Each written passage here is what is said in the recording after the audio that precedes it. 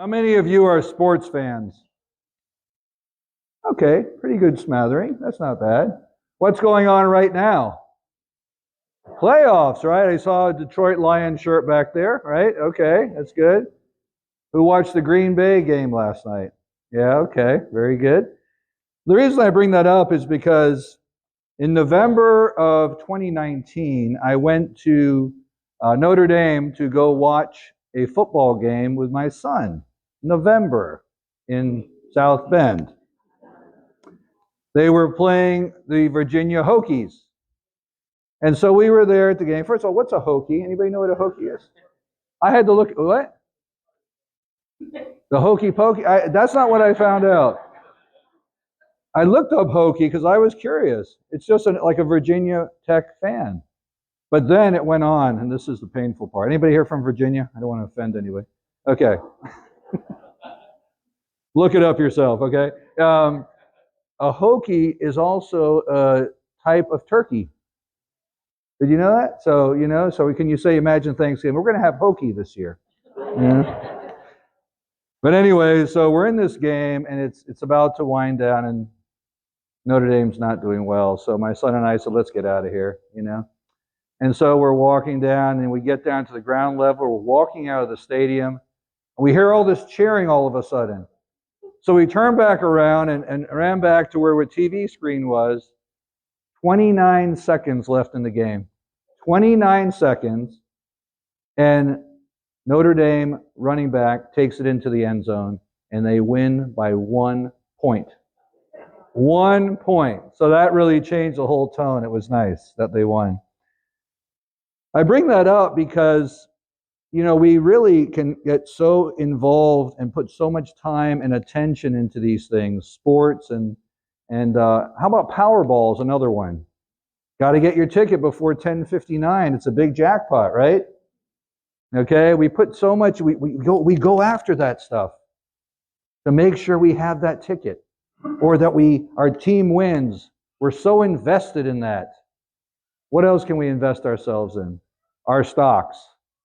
Okay, I got to buy, it's low. I got to sell, it's high. Let me check it at the end of the day, see what it's doing. All these other things that have nothing to do with eternity. Zero.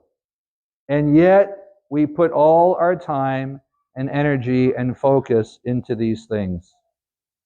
Think about these people in the first reading today at Nineveh, right? 40 days, and you will be wiped out. Essentially. Can you imagine if they came to Williston and we heard that? 40 days, I'm going to send a tornado to clean Williston flat. Repent. I am sure we would all repent, huh? I'm sure. We would feel that urgency. And I'm sure we could find sackcloth. That's another thing I had to go look up. It was made from goat hair. But it's equivalent to what burlap is today. Can you imagine putting a burlap shirt? Huh? Sporting a burlap. But, the point is how for them there was that sense of urgency.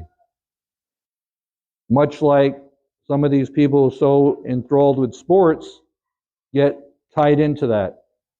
Or other worldly things. And, we hear in the responsorial psalm today, the psalmist says, teach me, Lord. Teach me, Lord, your ways. Do our hearts say that to God? Lord, teach me your ways. I want to be in good standing with you. I want to be in justice to you. We say in the Eucharistic prayer, it is just and right.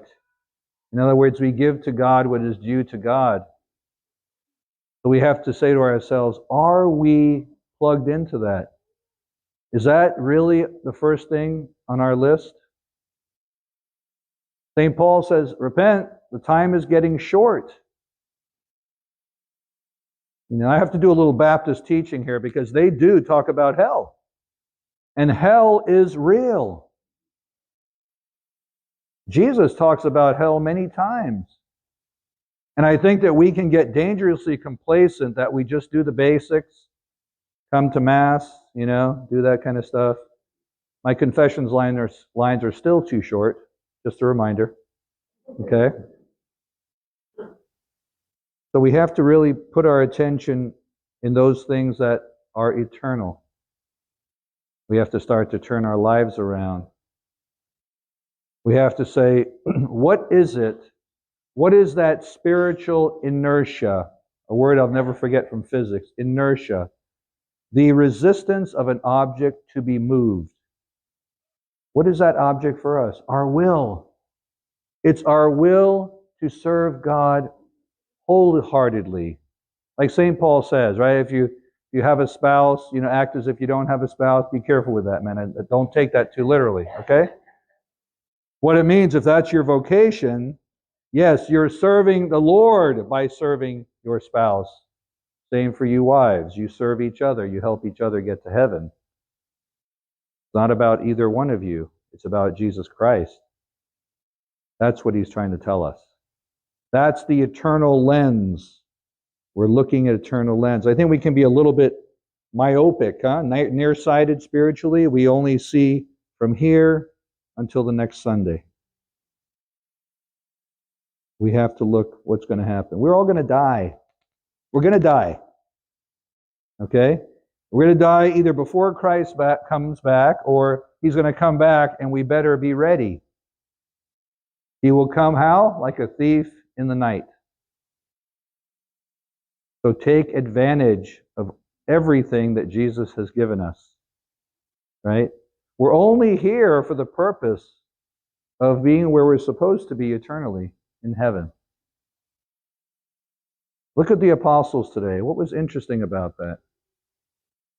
Come and follow me, and boom, they went. No hesitation. That applies to all of us, not just priests. We're all called to those three roles of priest, prophet, and king. And we must respond immediately and passionately, just as passionate as we're about other things like sports and whatever else it may be in this life. What have we allowed to take the place of Jesus Christ in our lives? That number one spot. And we're all guilty of it. But that's why it's so important to step back and reevaluate daily, where we are. We can go about our day and get involved in our work and our responsibilities and our problems and forget the one person who controls it all, Jesus Christ.